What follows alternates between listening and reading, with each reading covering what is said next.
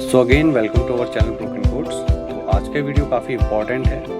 इसमें हम कवर करने वाले हैं उत्तराखंड की जल विद्युत परियोजनाएं और उत्तराखंड के प्राकृतिक ऊर्जा संसाधन। तो यूकेपीएससी के आने वाले एग्ज़ाम पॉइंट ऑफ व्यू से ये टॉपिक काफ़ी इम्पॉर्टेंट है और पिछले कई एग्ज़ाम में इस टॉपिक से मिनिमम 1 से 2 क्वेश्चन और मैक्सिमम 3 क्वेश्चन तक देखे गए हैं। तो आने वाले यूकेपीएससी के एग्ज़ाम्स में यहाँ से 1 से 2 क्वेश्चन बनने की पूरी पॉसिबिलिटी है। तो देर ना करते हुए स्टार्ट करते हैं इस वीडियो को। तो सबसे पहला क्वेश्चन है, उत्तराखंड में अन्य राज्यों केंद्र सरकार द्वारा स्थापित विद्युत परियोजनाओं से उत्तराखंड सरकार को कितने प्रतिशत विद्युत रॉयल्टी के रूप में मिलती है? 18%, 20%, 14% और 12%। इसका राइट आंसर है ऑप्शन नंबर डी, 12%। तो सबसे पहले हम देखते हैं कि उत्तराखंड का टेरेन और उत्तराखंड की रिवर्स उत्तराखंड के लिए कैसे एक रेवेन्यू सोर्स का काम करती है। सो लेट्स सपोज कि एक माउंटेन है। तो इन माउंटेन्स के टॉप मोस्ट पार्ट में हमेशा बर्फ़ यहाँ पर जमी रहती है। ये स्नो कैप्ड माउंटेन्स हैं। तो यहाँ से जो भी रिवर्स जनरेट होती हैं, तो उत्तराखंड का टेरेन स्लोपी होने की वजह से ये रिवर डाउन फ्लो करती हैं। तो इन डाउन फ्लोइंग रिवर्स की ग्रेविटेशनल एनर्जी का यूज़ करके उत्तराखंड गवर्नमेंट रेवेन्यू जनरेट कर पाती है। तो उत्तराखंड गवर्नमेंट का ये रिवर्स एक मेन रेवेन्यू का सोर्स है। तो हम सबसे पहले देखते हैं कि इन रिवर से कैसे रेवेन्यू जनरेट होता है। तो इसे समझने के लिए एग्जांपल लेते हैं कि माउंटेन से एक रिवर नीचे की तरफ बहती हुई आ रही है और इस रिवर के बीच में इसको रोक करके यहाँ पर एक डैम बिल्ट किया गया है। लेट्स सपोज कि ये टिहरी डैम है। टिहरी डैम से कुछ टनल्स ऐसे निकाली जाती हैं जिसमें इस डैम का पानी फ्लो करता है और बाद में टनल आगे जा करके इस रिवर से दोबारा मिल जाती हैं। तो इन टनल्स पर एक पावर हाउस डेवलप किया जाता है और इस पावर हाउस का मेन हार्ट हम कह सकते हैं वो होती हैं टरबाइंस। तो वाटर की ग्रेविटेशनल एनर्जी की हेल्प से इन टरबाइन को मूव किया जाता है। ये टरबाइन दिखने में कुछ इस टाइप की होती हैं और इस टरबाइन के नीचे एक पार्ट होता है जिसे प्रोपेलर या फिन कहते हैं। तो इन टनल का वाटर टरबाइन के इस प्रोपेलर वाले पार्ट के ही कांटेक्ट में आता है, जिससे कि टरबाइन की शाफ्ट घूमती है और इससे इलेक्ट्रिसिटी प्रोड्यूस होती है, जिसे ट्रांसमिशन लाइन के थ्रू आगे शहरों में, किसी इंडस्ट्री में, अदर स्टेट में ट्रांसमिट किया जाता है। तो ये पूरा एक सिस्टम होता है जिसके थ्रू ये इलेक्ट्रिसिटी जनरेट होती है। तो एक पूरा प्रोसेस है जिससे नदियों की जो ग्रेविटेशनल एनर्जी है उसको हार्बर किया जाता है इन टरबाइंस के थ्रू इलेक्ट्रिसिटी में कन्वर्ट करके, और जो रॉयल्टी गवर्नमेंट को मिलती है अदर, तो उस रॉयल्टी से उत्तराखंड गवर्नमेंट अपने लिए रेवेन्यू जनरेट करती है। तो इसका भी एग्जांपल देख लेते हैं कि लेट्स सपोज कि उत्तर प्रदेश गवर्नमेंट का एक प्रोजेक्ट लगा हुआ है उत्तराखंड गवर्नमेंट के साथ टाई अप करके। लेट्स सपोज ये प्रोजेक्ट लगा हुआ है अलकनंदा रिवर पे और इसकी कैपेसिटी है 1000 मेगावाट। तो इस 1000 मेगावाट का जो 12% हिस्सा है, जो कि लगभग 120 मेगावाट होगा, तो ये 120 मेगावाट मिलता है उत्तराखंड गवर्नमेंट को और 880 मेगावाट उत्तर प्रदेश सरकार को मिलता है। तो उत्तर प्रदेश सरकार चाहे तो इसको खुद के लिए भी यूज़ कर सकती है, खुद की स्टेट के लिए, और किसी अदर स्टेट को भी बेच सकती है। वैसे ही जो 120 मेगावाट है ये उत्तराखंड गवर्नमेंट को मिलता है एज ए रॉयल्टी। तो इस 120 मेगावाट इलेक्ट्रिसिटी को उत्तराखंड गवर्नमेंट चाहे तो अपने उद्योगों को दे सकती है, जैसे कि सिडकुल की फैक्ट्रीज़ में, जिसमें से हरिद्वार, रुद्रपुर, सितारगंज, इन सभी फैक्ट्रीज़ में ये इलेक्ट्रिसिटी को प्रोवाइड कर सकती है और बदले में वहाँ से उसे पैसा मिल जाएगा जो एज ए रेवेन्यू की तरह उत्तराखंड गवर्नमेंट के पास आएगा। उत्तराखंड गवर्नमेंट के पास सेकंड ऑप्शन है कि उत्तराखंड गवर्नमेंट इसको डायरेक्टली कंज्यूमर को सेल कर सकती है, जिससे कि उत्तराखंड के पास वहाँ से भी रेवेन्यू आ सकता है। और थर्ड ये हो सकता है कि उत्तराखंड गवर्नमेंट चाहे तो इसे किसी अदर स्टेट जैसे दिल्ली, हरियाणा या फिर और दूसरी स्टेट को इस इलेक्ट्रिसिटी को सेल कर सकती है। तो उत्तराखंड गवर्नमेंट का इलेक्ट्रिसिटी प्रोजेक्ट से रेवेन्यू कलेक्ट करने का ये बेसिक मॉडल है, जिससे कि अदर स्टेट और सेंट्रल गवर्नमेंट के प्रोजेक्ट से उत्तराखंड को 12% रॉयल्टी एज ए इलेक्ट्रिसिटी मिलती है। उत्तराखंड गवर्नमेंट उसे सेल करके उससे रेवेन्यू जनरेट करती है। नाउ नेक्स्ट क्वेश्चन है, अधिकतम कितने मेगावाट की क्षमता तक की विद्युत परियोजनाओं को लघु विद्युत परियोजना कहा जाता है? तो इसका राइट आंसर है ऑप्शन नंबर डी, 25 मेगावाट तक की जो भी परियोजनाएं हैं उन्हें लघु विद्युत परियोजना कहा जाता है। और 25 मेगावाट से ज़्यादा कैपेसिटी की परियोजनाओं को कहा जाता है बड़ी विद्युत परियोजना। क्वेश्चन नंबर 3 है उत्तराखंड विद्युत निगम का गठन कब हुआ था? तो इसका राइट आंसर है ऑप्शन नंबर डी, 1 अप्रैल 2001। नेक्स्ट क्वेश्चन है उत्तराखंड में विद्युत वितरण के लिए किस निगम का गठन किया गया है?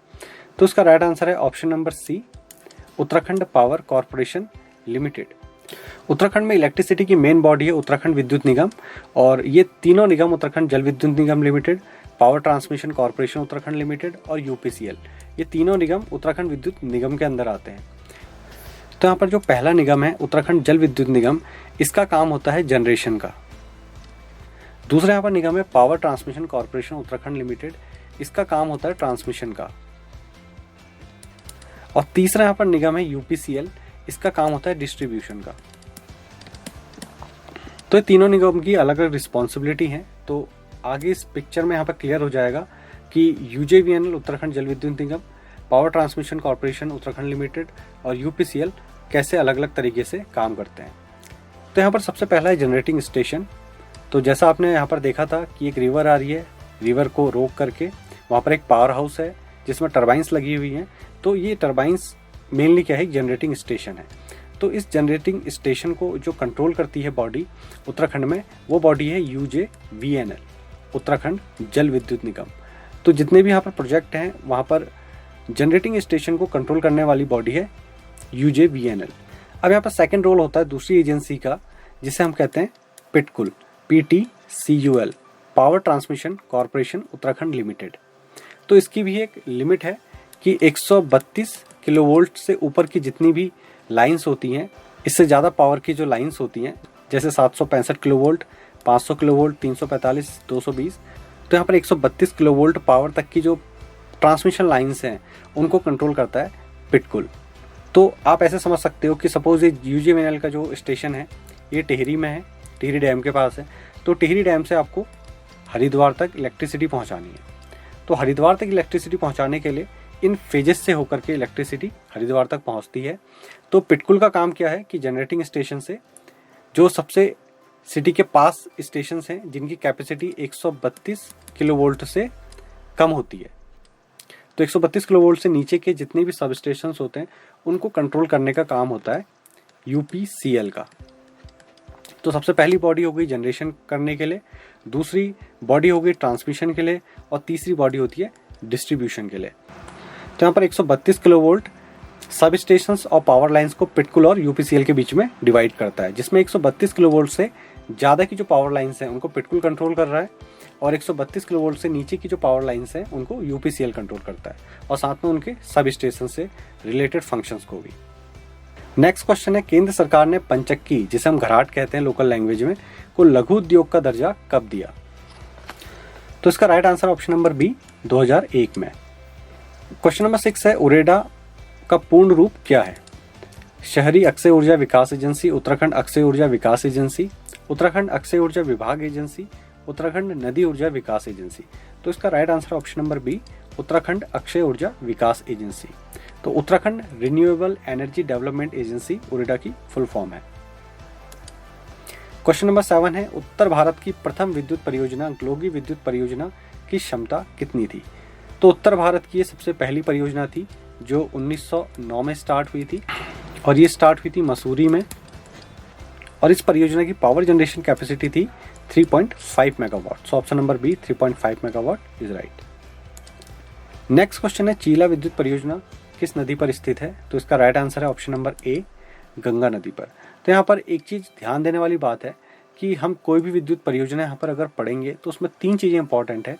पहला कि वो किस जिले में है, सेकंड वो किस नदी पर है, और थर्ड पॉइंट यहाँ पर है उसकी कैपेसिटी क्या है, तो उसकी पावर जनरेशन कैपेसिटी कितनी है।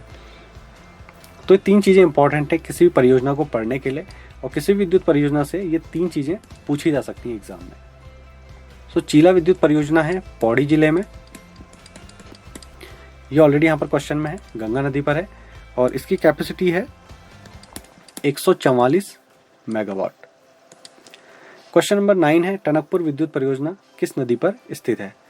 तो टनकपुर विद्युत परियोजना है ऑप्शन नंबर बी, शारदा नदी पर, और ये विद्युत परियोजना है चंपावत डिस्ट्रिक्ट में। टनकपुर विद्युत परियोजना की कैपेसिटी है 120 मेगावाट। क्वेश्चन नंबर 10 है टिहरी विद्युत परियोजना की कुल विद्युत उत्पादन क्षमता कितनी है? तो इसका right answer option number C 2400 megawatt. Tehri विद्युत परियोजना है टिहरी गढ़वाल डिस्ट्रिक्ट में और ये विद्युत परियोजना है भागीरथी और भिलंगना के कॉन्फ्लुएंस पर। नेक्स्ट क्वेश्चन है टिहरी बांध की ऊंचाई कितनी है? तो इसका right answer option number B 260.5 metre. Next question है टिहरी बांध का निर्माण भारत ने किस अन्य देश की मदद से किया? यूएसए, रूस, फ्रांस, कनाडा। तो इसका राइट आंसर है ऑप्शन नंबर बी रूस की हेल्प से भारत ने टिहरी बांध का निर्माण किया। क्वेश्चन नंबर 13 है विष्णुप्रयाग जल विद्युत परियोजना की अधिकतम विद्युत उत्पादन क्षमता कितनी है? तो इसका right answer option number C 650 megawatt. तो विष्णुप्रयाग जल विद्युत परियोजना है चमोली जिले में और ये परियोजना है अलकनंदा नदी पर। क्वेश्चन नंबर 14 है धौलीगंगा फेज 1 जल विद्युत परियोजना की अधिकतम विद्युत उत्पादन क्षमता कितनी है? तो इसका right answer option number B 280 megawatt और ये विद्युत परियोजना है पिथौरागढ़ डिस्ट्रिक्ट में और ये विद्युत परियोजना है पूर्वी धौलीगंगा रिवर पर। नेक्स्ट क्वेश्चन है मनेरी भाली जल विद्युत परियोजना किस नदी पर है?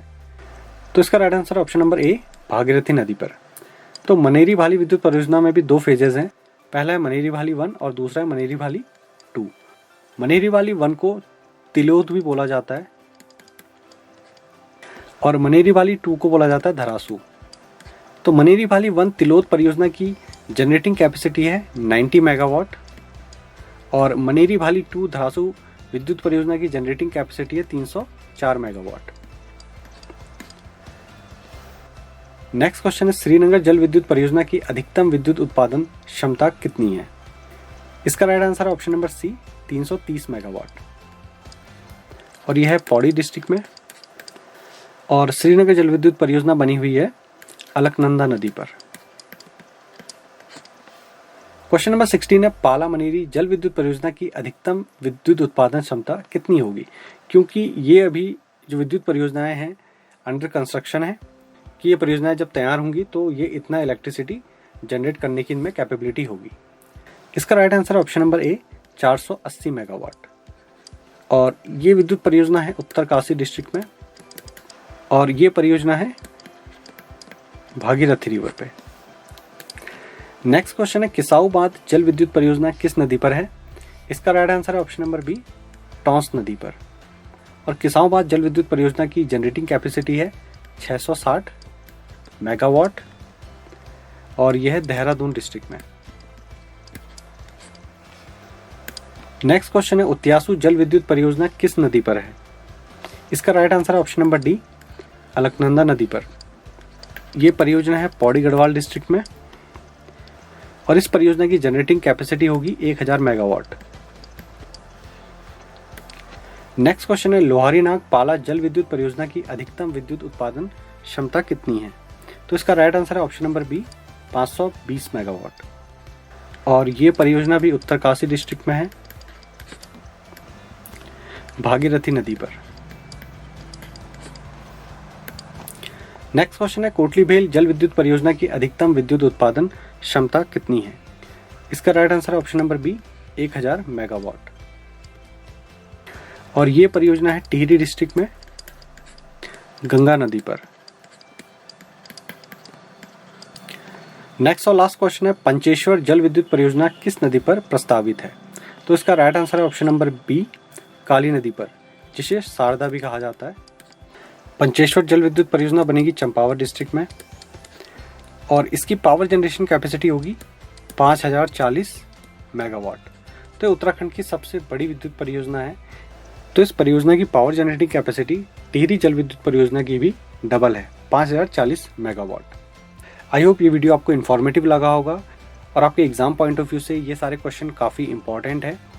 तो आगे ऐसी वीडियो देखने के लिए आप हमारे चैनल को लाइक, शेयर और सब्सक्राइब कर सकते हैं। तो मिलते हैं नेक्स्ट वीडियो में कुछ नई इन्फॉर्मेशन के साथ। तब तक के लिए गुड बाय।